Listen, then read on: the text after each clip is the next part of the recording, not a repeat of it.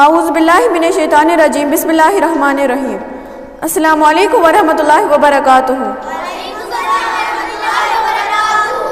میرا آج کا موضوع ہے مخالفت۔ حضور صلی اللہ علیہ وسلم نے جب مکہ کے کافروں کو ان کی بری عادتوں سے روکا اور بت پرستی، چوری اور جھوٹ جیسی برائیوں کو ترک کرنے کے لیے کہا تو وہ سب آپ صلی اللہ علیہ وسلم کی جان کے دشمن بن گئے۔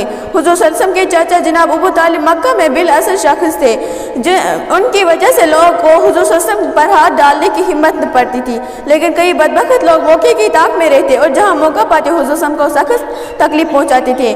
ایک روز کفار کے سب سردار مل کر جناب ابو طالب کے پاس پہنچے اور کہا، جن بتوں کو ہمارے باپ دادا پوجتے آئے ہیں انہیں تمہارا بھتیجا اس قدر برا کہہ چکا ہے کہ ہم برداشت نہیں کر سکتے۔ ہمیں صرف آپ کا لحاظ ہے، آپ اپنے بھتیجے کو سمجھا لیجئے اور ورنہ لحاظ جاتا رہے گا۔ جناب ابو طالب نے آپ کو بلایا اور نہایت محبت سے سمجھایا کہ واقعی ساری قوم کا مقابلہ ممکن نہیں ہے، مجھ پر بوجھ نہ ڈالو، میں تمہاری حمایت کرتے کرتے تھک گیا ہوں۔ اپنے شفیق چاچا کی زبان سے یہ الفاظ سن کر حضور صلی اللہ علیہ وسلم کی آنکھوں میں آنسو آ گئے۔ حضور صلی اللہ علیہ وسلم نے فرمایا، یہ لوگ میرے دائیں ہاتھ پر سورج اور بائیں ہاتھ پر چاند رکھ دے تب بھی میں اللہ کا حکم سے باز نہ آؤں گا۔ ایک دن حضور صلی اللہ علیہ وسلم خانہ کعبہ میں نماز پڑھ رہے تھے کہ عقبہ بن ابی معیط نے اپنی چادر کو حضور صلی اللہ علیہ وسلم کے گلے میں ڈال کر اتنے بل دیے کہ حضور صلی اللہ علیہ وسلم کا گلا گھٹنے لگا۔ حضور صلی اللہ علیہ وسلم اسی حالت میں سجدے میں پڑھتے تھے کہ حضرت ابو بکر رضی اللہ تعالیٰ آئے، انہوں نے عقبہ کو دہکا دیا اور حضور صلی اللہ علیہ وسلم کے گلے سے کپڑا نکالا اور کافروں سے کہا، افسوس ہے کہ تم لوگ ایک ایسے شخص کو قتل کرنا چاہتے ہو جو تیرا ہے کہ میرا رب اللہ ہے۔ یہ سن کر سب کا کفار حضرت ابو بکر رضی اللہ تعالیٰ سے پر پل پڑے اور انہیں لہو لہان کر دیا۔ ایک دن حضور صلی اللہ علیہ وسلم خانہ کعبہ میں نماز پڑھ رہے تھے کہ ابو جہل ادھر آ نکلا۔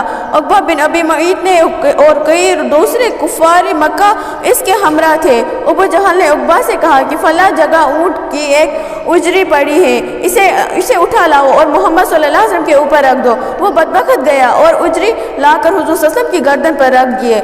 اجری اتنی وزنی تھی کہ حضور صلی اللہ علیہ وسلم سجدے سے سر نہ اٹھا سکے۔ یہ حالت دیکھ کر سب کفار خوش ہو گئے اور کھلکھلائے کر ہنسنے لگے۔ حضرت فاطمہ رضی اللہ تعالیٰ عنہ کو حضور اطلاع ہوئی تو وہ باغی آئی اور اجری کو گردن سے ہٹائے۔ ایک مرتبہ کعبہ کے صحن میں کفار مکہ نے حضور صلی اللہ علیہ وسلم کے گرد گھیرا ڈال دیا اور طرح طرح کے گستاخیاں کرنے لگے۔ کسی نے حضرت حارث بن ابی حالہ کو خبر دی، وہ باغے آئے اور لوگوں کو منہ نہ لگایا۔ انہوں نے حضور صلی اللہ علیہ وسلم کو تو چھوڑ دیا مگر حضرت حارث کو وہی شہید کر دیا۔ سات نبوی میں کفار نے حضور صلی اللہ علیہ وسلم اور ان کے خاندانی کو پہاڑ کے ایک درے میں قید کر دیا۔ اس درے کا نام شعیب ابی طالب تھا۔ حضور صلی اللہ علیہ وسلم کو ان کے مسلم اور غیر مسلم رشتہ داروں کو اجازت نہ تھی کہ بازار میں جا کر کھانے کی چیزیں خریدے اور کھائے۔ کوئی رحم کھا کر اگر کوئی کھانے کی چیز پہنچا جاتا تھا تو اسے روک دیا جاتا تھا۔ حضور صلی اللہ علیہ وسلم کے خاندان میں چھوٹے چھوٹے بچے بھوک کی وجہ سے روتے تھے تو کفار مکہ درے سے سامنے کھڑے ہو کر کہکے لگاتے تھے۔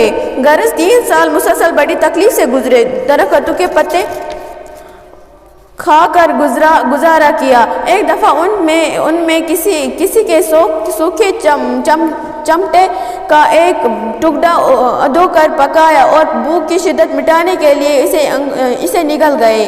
کفار نے آپس میں تحریک معاہدہ کیا تھا کہ سب مل کر حضور صلی اللہ علیہ وسلم اور ان کے خاندان والوں کا باقاعد کر کے انہیں عاجز کر دے۔ اس تحریک معاہدہ کو کعبہ میں لٹکا دیا۔